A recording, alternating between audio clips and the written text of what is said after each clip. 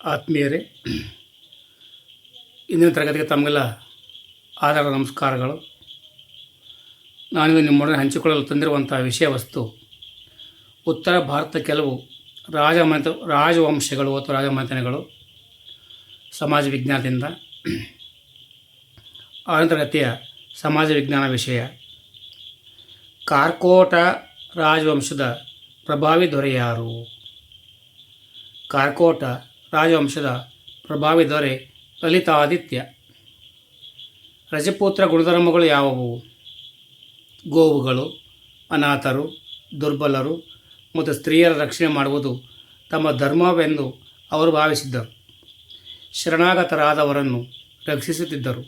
ತಮ್ಮ ಪೂರ್ವಜರ ಪರಾಕ್ರಮಗಳ ಬಗ್ಗೆ ಕಥನಗಳನ್ನು ಹಾಡಿ ಸ್ಫೂರ್ತಿ ಪಡೆದುಕೊಳ್ಳುತ್ತಿದ್ದರು. ರಜಪೂತ್ರ 3 ಪ್ರಸಿದ್ಧ ವಾಸ್ತುಶಿಲ್ಪಗಳನ್ನು ಹೆಸರಿಸಿ. ಅವು ಎಲ್ಲಿವೆ? ಖಾಂಡೇರ್ಯ ಮಹಾದೇವ ದೇವಾಲಯ, ಖಜುರಾಹೋ. ಅಂಬರ್ ಶಿಲಾ ಮಂದಿರ, ದಿಲ್ವಾರ್. ಸೂರ್ಯ ದೇವಾಲಯ, ಕೋನಾರ್ಕ್. ಲಿಂಗರಾಜ್ ದೇವಾಲಯ, ಭುವನೇಶ್ವರ.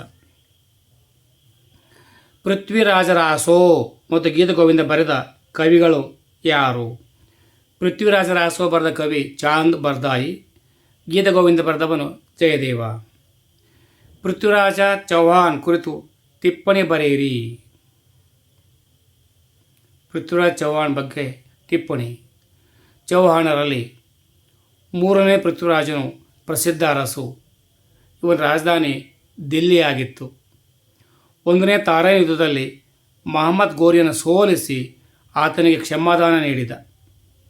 ಮರುವರ್ಷ ಸಕಲ ಸೈನ್ಯದೊಡನೆ ಬಂದ ಮಹಮ್ಮದ್ ಗೋರಿಯು 2ನೇ ತರೈನ್ ಯುದ್ಧದಲ್ಲಿ ಪೃಥ್ವಿರಾಜನನ್ನು ಸೋಲಿಸಿ ಕೊಂದನು. ದಿಲ್ಲಿಯು ಮಹಮ್ಮದ್ ಗೋರಿಯ ವಶವಾಯಿತು. ಪೃಥ್ವಿರಾಜ ಶೌರ್ಯಕ್ಕೆ, ಧೀರತನಕ್ಕೆ ಹೆಸರಾಗಿದ್ದನು. ಬಪ್ಪರವಾಲ್ ಎಂದರೆ ಯಾರು? ಬಪ್ಪರವಾಲ್ ಎಂದರೆ ಗುಯಿಲರ ದೊರೆ ಕೊಮ್ಮಣ. ರಾಣಾ ಸಂಗ್ರಾಮ ಸಿಂಹನ ಬಗ್ಗೆ ಟಿಪ್ಪಣಿ ಬರೆಯಿರಿ.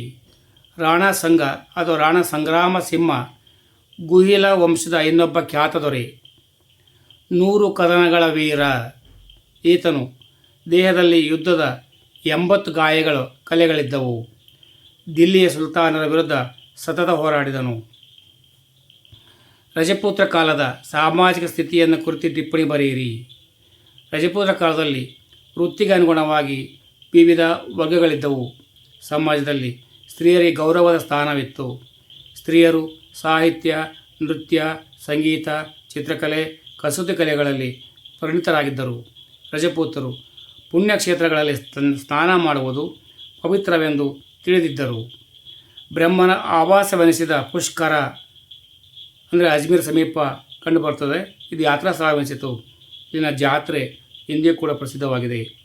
ಆಹೋಮ್ ರಾಜವಂಶದ ಪ್ರಖ್ಯಾತ ದೊರೆ ಯಾರು?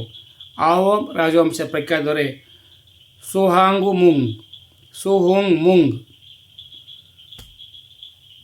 ಚೆನ್ನಾಗಿ ಅಭ್ಯಾಸ ಮಾಡಿಕೊಳ್ಳಿ. ಧನ್ಯವಾದಗಳು. ಸರ್ವರಿಗೂ ಶುಭವಾಗಲಿ. ಜೈ ಹಿಂದ್, ಜೈ ಕರ್ನಾಟಕ,